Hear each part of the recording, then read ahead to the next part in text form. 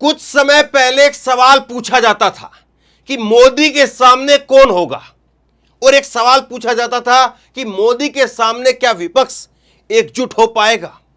लेकिन समय का चक्कर किस तेजी के साथ घूमता है, समय किस तेजी से बदलता है, यह आप देखिए। 23 जून को पटना के अंदर जो बैठक हुई थी, उस बैठक के अंदर 15 पार्टियां थी। लेकिन 23 जून के बाद अब 17 और 18 तारीख को बेंगलुरु में जो बैठक होनी है, विपक्ष की बैठक, उस बैठक के लिए 24 दल उन्होंने हामी भर दी है। 24 दल उस बैठक में इकट्ठा होंगे। कितनी तेजी के साथ में विपक्ष का कुनबा वो आगे बढ़ रहा है, ये जो है वो साफ तौर पर दिख रहा है। और नरेंद्र मोदी के सामने राहुल गांधी का ग्राफ वो किस तरह से बढ़ रहा है, किस तेजी के साथ बढ़ रहा है, विपक्ष किस तेजी के साथ बढ़ रहा है। और ये सब कुछ तब हो रहा है जब सरकार ने अपनी पूरी ताकत झोंक रखी है, नरेंद्र मोदी ने अपनी पूरी ताकत झोंक रखी है। उसके बावजूद वो विपक्ष को एकजुट होने से नहीं रोक पाए, वो राहुल गांधी का ग्राफ नहीं रोक पाए। ये राहुल गांधी का ग्राफ जो है वो आप किसी से पूछिए, भाजपा के नेताओं से पूछिए, किसी नेता से पूछिए। और यहां पर जो तस्वीर मैंने लगाई है, ये तस्वीर इनकी आज की नहीं है, ये भारत यात्रा की तस्वीर है। और ये भारत यात्रा की तस्वीर क्यों लगाई, ये मैं आपको आगे बताता हूं। लेकिन पहले जरा खबर देख लीजिए। ये खबर है न्यूज़ 18 की खबर है। विपक्षी दलों की बैठक पर कांग्रेस के सांसद और वरिष्ठ नेता नासिर हुसैन ने कहा कि कांग्रेस के साथ 23 दल, कांग्रेस के अलावा कांग्रेस के साथ जो है 23 दल शामिल होंगे, यानी कुल जो है कांग्रेस समेत 24 दल हो गए। और यहां पर ये जो इंटरव्यू लिया है, रवि सिसोदिया ने इंटरव्यू लिया है और उन्होंने कंफर्म भी किया है कि हाँ, यहां पर इस बैठक के अंदर बेंगलुरु में होने वाली विपक्षी दलों की बैठक के लिए कांग्रेस के अलावा, ये आप देखिए, कांग्रेस के अलावा 23 दलों के लीडर शामिल होंगे। इसमें मल्लिकार्जुन खड़गे हैं, सोनिया गांधी इसमें शामिल हो रही है। यह सबसे बड़ा डेवलपमेंट है, सोनिया गांधी इस बैठक में आ रही है। उसके साथ साथ राहुल गांधी इस बैठक में आ रहे हैं। केशव वेणुगोपाल तो होंगे ही, फिर नीतीश कुमार हैं, लालू प्रसाद यादव हैं। दो नाम जो चौंकाने वाले, उनका नाम भी है। तेजस्वी यादव भी इसमें शामिल है। झारखंड के मुख्यमंत्री हेमंत सोरेन इसमें शामिल है। तमिलनाडु के मुख्यमंत्री एमके स्टालिन इसमें शामिल है। ममता बनर्जी इसमें शामिल है, पश्चिम बंगाल के मुख्यमंत्री। उत्तर प्रदेश के पूर्व मुख्यमंत्री अखिलेश यादव वो इसमें शामिल है। ये तेजस्वी थे, माफ करना, तेजस्वी का नाम वहां पर लिखा था। अखिलेश इसमें शामिल है। महाराष्ट्र के पूर्व मुख्यमंत्री उद्धव ठाकरे भी शामिल होंगे। शरद पवार इसमें आएंगे, और उमर अब्दुल्ला, महबूबा मुफ्ती और सीताराम येचुरी, ये सब लोग जो है इसमें शामिल होंगे। 3 नाम जो चौंकाने वाले नाम, पहला नाम ममता बनर्जी का नाम, क्योंकि पंचायत चुनाव जिस तरह से हुए और पंचायत चुनाव के बाद में जो कुछ हिंसा की घटनाएं सामने आई, उसके बाद में जो है वो कांग्रेस की तरफ से वहां पर स्टेट लेवल पर अधीर रंजन चौधरी ने कुछ बयान दिए। वो बयान जाहिर सी बात है ममता को पसंद नहीं आए, फिर उन्होंने भी कुछ बयान दिए। तो ये जो है वो देखा जा रहा था कि ममता बनर्जी शायद जो है वो विपक्ष कांग्रेस को थोड़ा सा पिंच करने के लिए इस बैठक में ना आए। और उनकी ताकत भी बड़ी है, क्योंकि वो पंचायत चुनाव में ज़्यादा जो है वो जीत करके आई है। अब तो ममता बनर्जी आएंगी कि नहीं आएंगी, इस पर सवाल था। ये जो पुरानी, मैं आपको दिखा देता हूँ, ये 15 दलों की पहले बैठक हुई थी। ये 15 दलों की जो है ये बैठक थी, और 15 दलों से अब जो है 24 दलों की बैठक हो रही है। इसमें ममता बनर्जी आ रही है, एक बड़ा जो है इसमें कांग्रेस पार्टी के लिए और विपक्ष के लिए एक अच्छा संकेत माना जाना चाहिए। दूसरा जो नाम है, दूसरा नाम अखिलेश यादव का नाम है। अखिलेश यादव ने मुलाकात की थी केसीआर से जाकर के, और केसीआर और कांग्रेस का जो है वो अभी तक तालमेल बैठ नहीं पाया है। वो वहाँ पर उनके राज्य के अंदर अलग अलग तरीके से उनको चुनाव लड़ना है। तो केसीआर से मिलने के बाद में ये हवा थी कि अखिलेश यादव जो है वो कांग्रेस के साथ रहेंगे नहीं रहेंगे, गठबंधन में रहेंगे कि नहीं रहेंगे, कहीं कुछ और तैयारी तो नहीं कर रहे हैं। लेकिन अखिलेश भी आ रहे हैं, और केजरीवाल की तरफ से भी हामी भर दी गई है। केजरीवाल की तरफ से भी इसमें जो है इस पार्टी के अंदर खुद केजरीवाल या कोई और वो जरूर शामिल होंगे, ये बात भी साफ हो गई। तो 2 चीजें देखिए, बड़ी डेवलपमेंट है। आप 15 दलों से और आप 24 दलों के हो गए हैं, और वो भी कितने दिनों में। 23 तारीख को ये बैठक हुई थी, 23 जून को जो है ये तारीख देख लीजिए आप, 23 जून को ये बैठक हुई थी और 23 जून से अब जो है 17-18 तारीख को जो बैठक होने वाली है उसमें 8 दल जो है वो 9 दल इसमें बढ़ गए। तो ये भी एक बड़ा डेवलपमेंट है। अब ये हुआ कैसे है, ये इसके पीछे की अगर आप रणनीति देखेंगे तो इसमें राहुल गांधी का बड़ा योगदान बताया जा रहा है। ये जो फोटो मैंने यहां पर ली थी ये भारत जोड़ो यात्रा की तस्वीर है, भारत जोड़ो यात्रा के समय की, और इसकी वजह यह है कि राहुल गांधी ने अपना जो ग्राफ है भारत जोड़ो यात्रा के बाद में वो कम नहीं होने दिया है, किसी न किसी तरीके से उसको जो है वो बरकरार रखा, उसको और पुश करने की कोशिश कर रहे हैं। अब कांग्रेस पार्टी ने, राहुल गांधी ने एक संदेश दिया है और बताया जा रहा है कि राहुल गांधी ने कहा है और पटना की बैठक में भी इस बात को कहा और उसी वजह से और लोग भी आ रहे हैं। देखिए पहली जब बैठक हुई थी तो उसमें तो ये था कि पता नहीं क्या होगा, कांग्रेस पार्टी का क्या माइंडसेट है, राहुल गांधी अपने आप को ही जो पीएम बनाने पर तो नहीं लगे हुए हैं, हमको कितनी जगह मिलेगी नहीं मिलेगी, क्या होगा क्या नहीं होगा।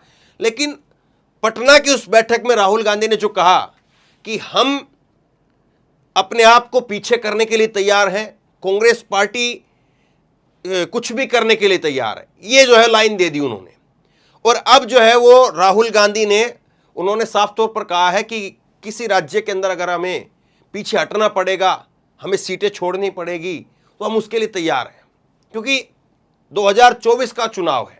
2024 के चुनाव के लिए अगर कुछ हमें छोड़ना पड़ता है तो हम उसके लिए छोड़ने के लिए तैयार हैं। एक मैं आपको और दिखाऊंगा, राहुल गांधी का आज का ही डेवलपमेंट है, चलिए पहले आपको वो दिखाता हूं।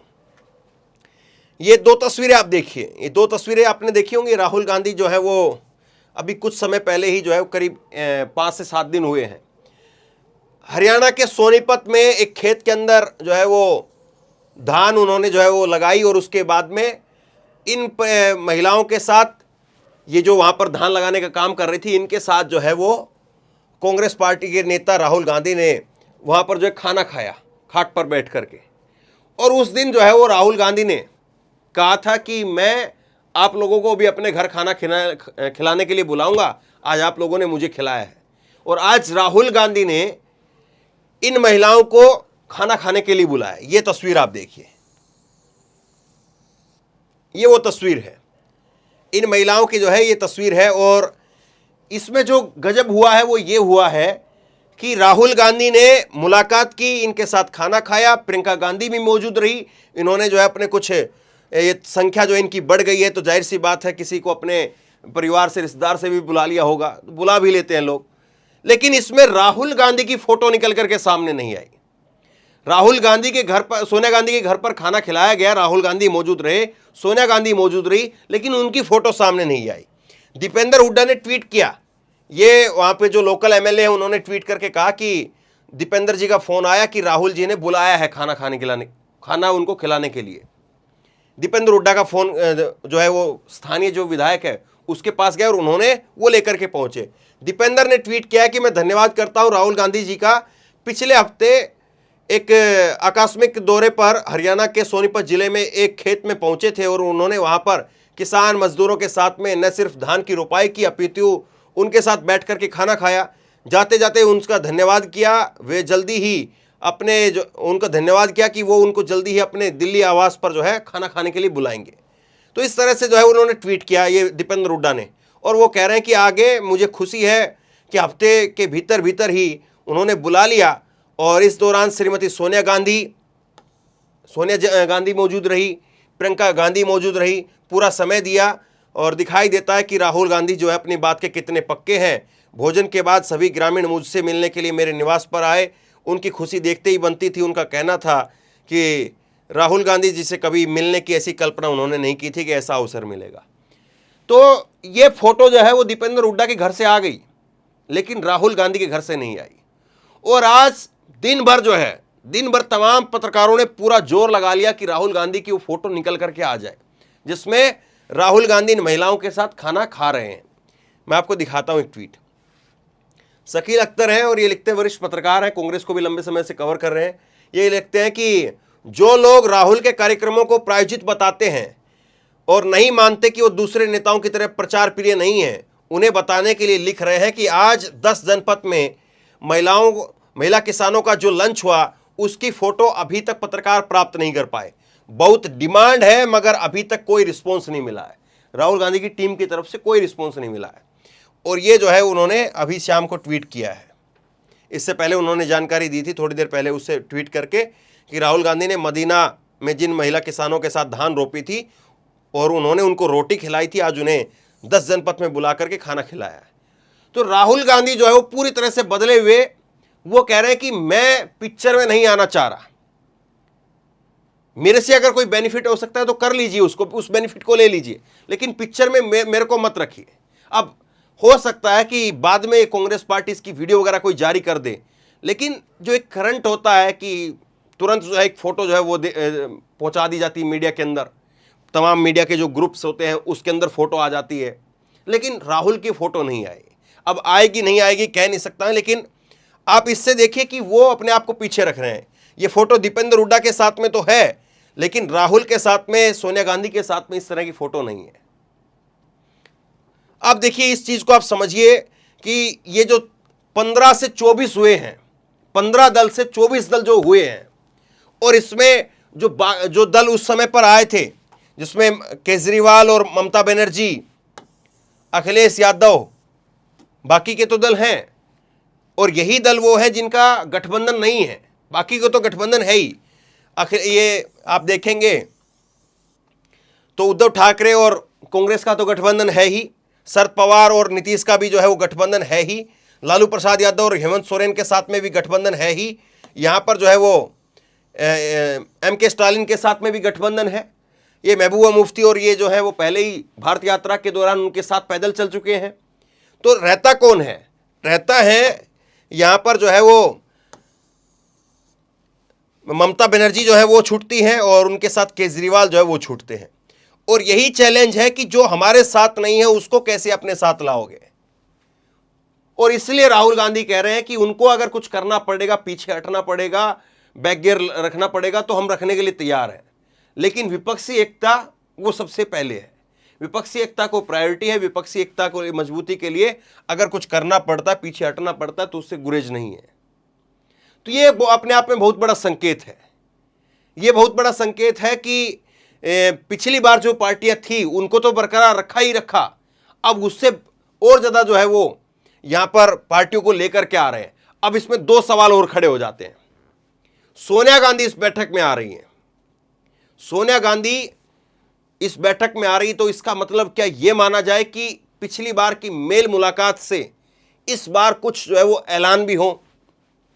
क्योंकि सोनिया संभवतः सब बैठकों में तो शायद नहीं जाए, लेकिन ये जो दूसरी बैठक है इसमें सोनिया गांधी आ रही है। उनका स्वास्थ्य भी बहुत ज़्यादा ठीक नहीं रहता है, तो मुझे नहीं लगता, क्योंकि हर 15 दिन में 20 दिन में बैठक होती रहेगी।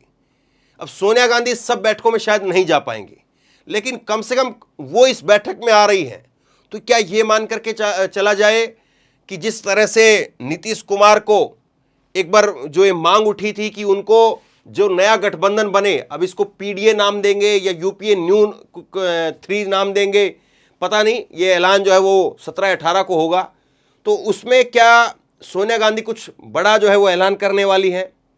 क्योंकि यूपीए की चेयरपर्सन वही है, और क्या अगर कोई नया गठबंधन बनता है तो उसकी ताजपोशी, उसका ऐलान सोनिया गांधी के हाथों करवाया जाएगा? यह भी बड़ा सवाल है।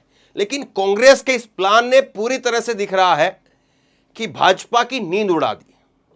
कांग्रेस के इस प्लान से भाजपा को समझ में नहीं आ रहा कैसे काउंटर किया जाए। अब मोदी जी जो है वो फ्रांस में है, पूरी ताकत वो अपनी झोंक रहे हैं, लेकिन वो माहौल नहीं बन रहा है। अभी देखिए उनका फ्रांस का जो दौरा है पूरी तरह से फीका पड़ा हुआ है।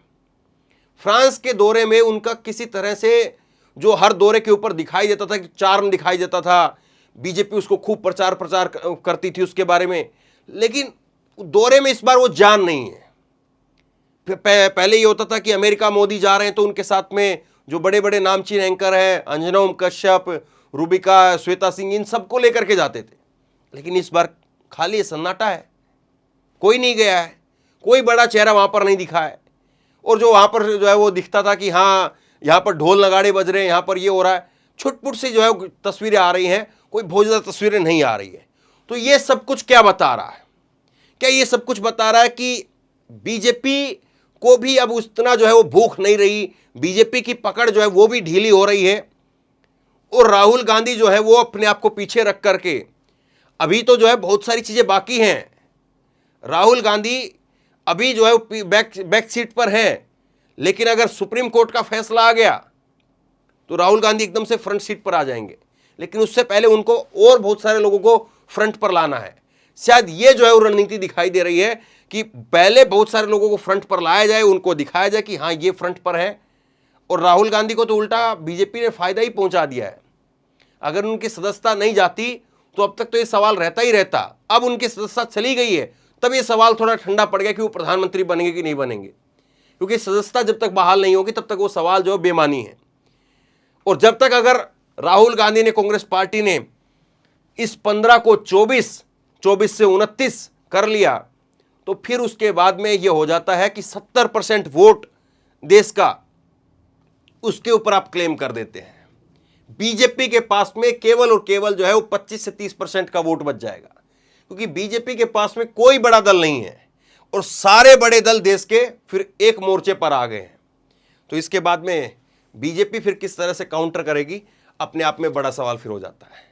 तो बहरहाल शेयर करिए इस खबर को, और आप क्या सोचते हैं, कांग्रेस की जो रणनीति दिखाई दे रही है, क्या वाकई 2024 में बीजेपी को धराशायी कर पाएगी? और राहुल गांधी, कांग्रेस पार्टी 15 से 24 पर जो विपक्षी दलों को ला पा रहे हैं एक साथ में, तो सोचिए क्या तस्वीर निकल करके सामने आएगी। नीचे कमेंट बॉक्स में अपनी राय जरूर दें, इस वीडियो को खूब शेयर करें, और इसी तरह की तमाम खबरों के लिए ऑनलाइन न्यूज इंडिया को सब्सक्राइब कीजिए, साथ में जो बेल आइकन है घंटी उसको जरूर दबाइए, ताकि जैसे ही कोई खबर अपलोड करें उसकी नोटिफिकेशन सीधे सबसे पहले आपको मिल सके। अगर फेसबुक पर ये वीडियो देख रहे हैं तो फेसबुक पर हमारे पेज को लाइक कीजिए, फॉलो कीजिए और इस खबर को शेयर कीजिए। धन्यवाद।